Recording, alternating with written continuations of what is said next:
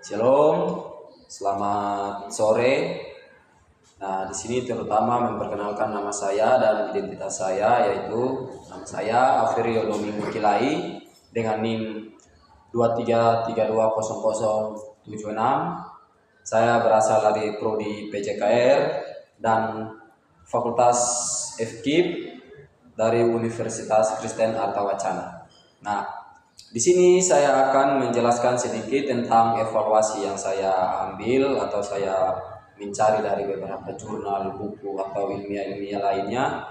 Nah, di sini saya akan menjelaskan sedikit dari poin pertama, yaitu yang pertama, penetapan materi evaluasi hasil belajar. Nah, yang saya ambil dari salah satu jurnal, dia mengatakan bahwa mencakup pada kurikulum dan kompetensi inti. Yang pertama, materi evaluasi harus berbasis pada kurikulum, KD atau CP, dan tingkat kompetensi yang ditetapkan. Yang kedua, materi tidak boleh keluar dari cakupan kurikulum dan tidak boleh lebih sulit dari yang diajarkan. Nah, berdasarkan kesesuaian dengan tujuan pembelajaran, materi evaluasi harus selaras dengan tujuan pembelajaran, indikator, dan kompetensi.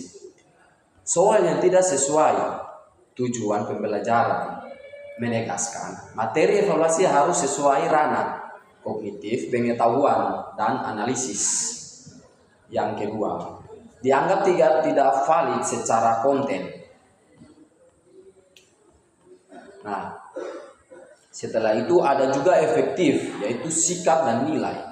Nah, ketika kita berbicara tentang sikap dan nilai, kita ambil sikap dulu. Sikap ini kan di ranah kelas, sekolah kan berbagai siswa itu berbeda. Nilainya dan pengetahuannya juga berbeda. Nah, yang ada satu juga psikomotor. Psikomotor ini keterampilan dia di dalam kelas maupun di saat praktek itu dia bagaimana bla bla. Ya, kita bisa mencakup dari situ. Nah, yang poin yang kedua, menyusun instrumen atau alat evaluasi hasil belajar. Nah, instrumen evaluasi hasil belajar adalah proses sistematis untuk menentukan sejauh mana tujuan instruksional telah dicapai oleh siswa. Harus valid, reliable, dan praktis. Validasi mengacu pada kemampuan instrumen untuk mengukur apa seharusnya diukur. Reliabilitas mengacu pada konsisten hasil pengukuran dan praktis. Berarti instrumen mudah digunakan untuk diinterpretasikan. Nah, yang berikut, penting untuk menggunakan berbagai jenis instrumen untuk mengukur berbagai aspek hasil belajar. Nah, kita beralih lagi ke poin yang ketiga, yaitu pengukuran hasil belajar siswa. Nah, di sini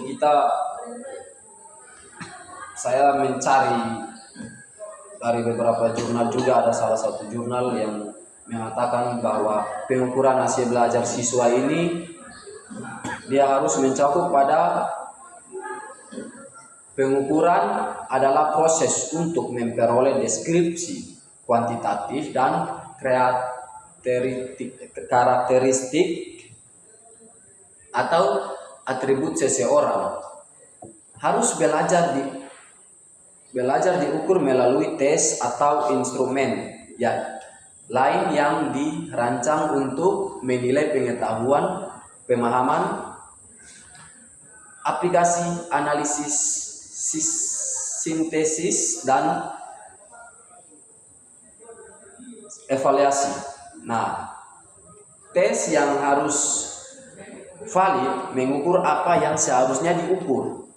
Reliable memberikan hasil yang konsisten dan praktis, yaitu mudah digunakan, seperti mudah digunakan oleh kita calon guru atau guru sendiri atau orang lain, dan mudah juga dipahami oleh siswa-siswa yang kita akan mengajarkan kepada mereka terhadap materi tersebut.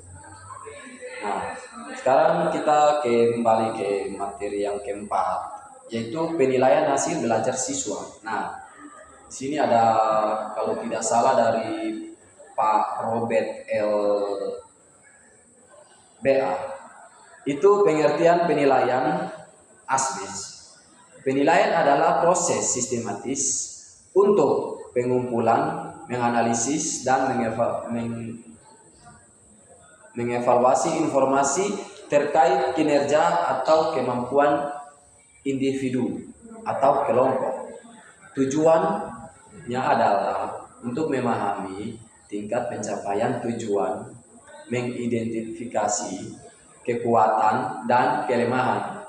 Jadi di sini kita bisa mengidentifikasi kelemahan siswa atau orang lain, dan kita juga bisa mengetahui kemampuannya mereka tuh bisa mencapai sampai di mana. Nah, dari sini kan kita bisa seperti si A bermain futsalnya oke, si B bermain volinya oke, si B tidak bisa di futsal, si A tidak bisa di bola voli. Nah, di sini kan kita bisa membedakan dari si A dan si B bahwa mereka itu berbeda. Nah, memberikan dasar untuk pengambilan keputusan yang lebih baik. Nah, kita mengambil keputusan lebih baik adalah jadi bagaimana caranya kita untuk membuat siswa si B untuk bisa bermain futsal atau bisa memahami tentang futsal. Sebaliknya juga begitu, kita bisa membuat si A untuk bisa memahami atau setidaknya dia bisa menguasai beberapa dasar inti dalam permainan bola voli, agar ketika orang bilang si A coba praktek passing bawah, ya dia bisa melakukan passing bawah. Nah, untuk itu kita harus bisa memahami kelebihan siswa masing-masing. Kita juga harus bisa merangkul mereka agar bisa membawa mereka ke tempat yang selayaknya mereka tempati dan belajar. Nah, poin yang kelima yaitu mengevaluasi, merancang perbaikan hasil belajar siswa. Nah, di sini memperhatikan pentingnya menggali potensi siswa melalui evaluasi yang melihat keunikan setiap siswa. Nah, di sini kita harus menggali.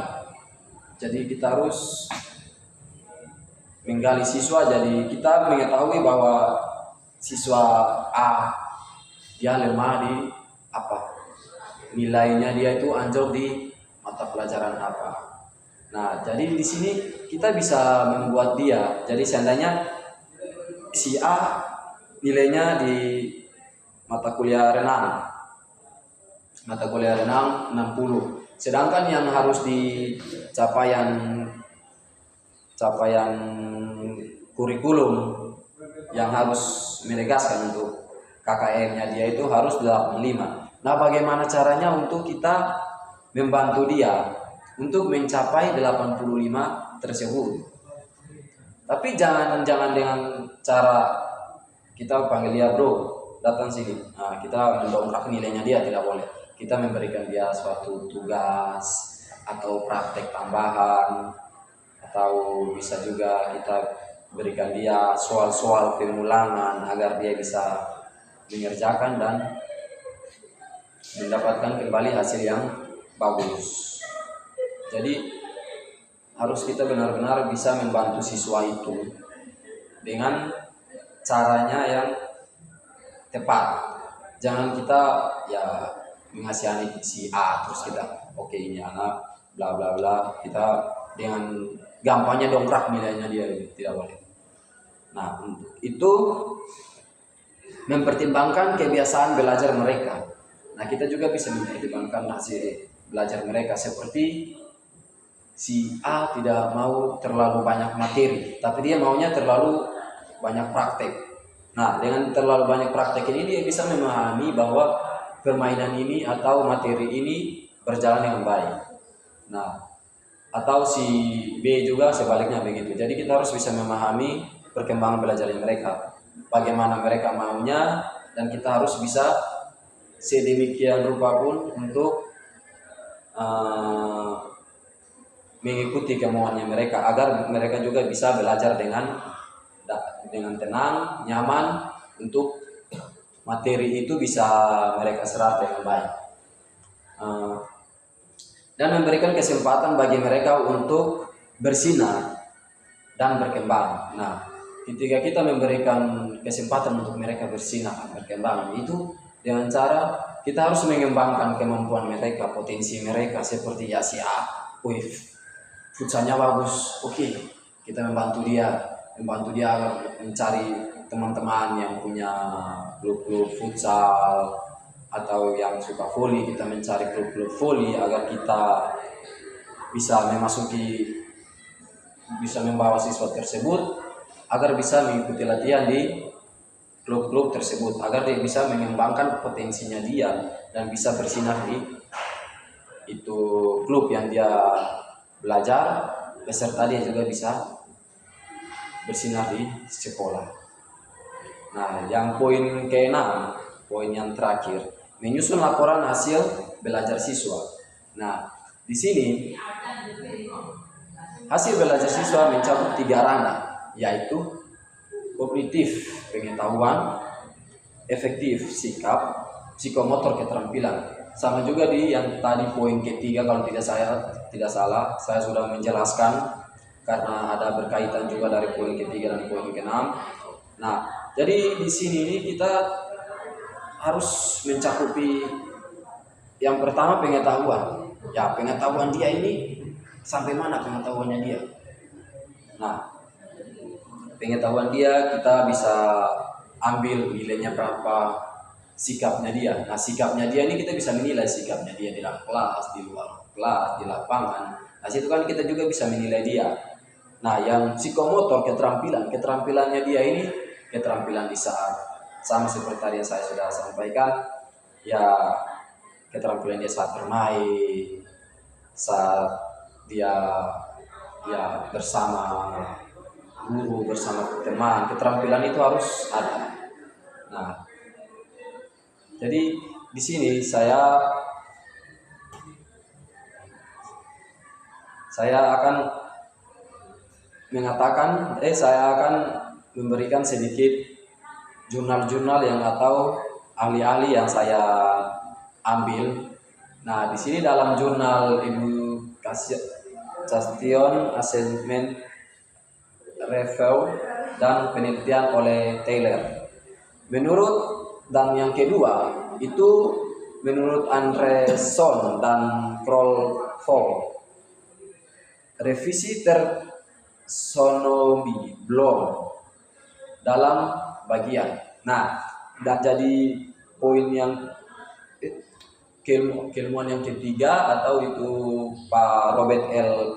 Ebel. Nah, ini saya mengambil ada dari poin ke-3 dan poin ke-4, itu saya mengambil dari kesimpulannya dia.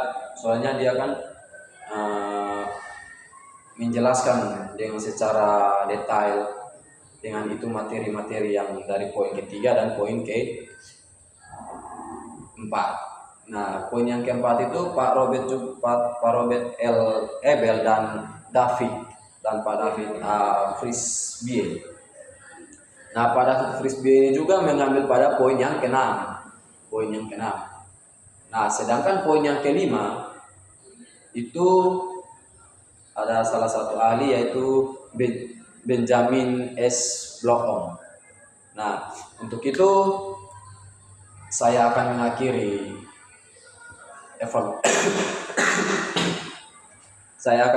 evaluasi saya. Kiranya ada kekurangan kata atau salah pengucapan atau ada kurang lebihnya, mohon dimaafkan. Ya, sekian dan terima kasih. Shalom, selamat sore.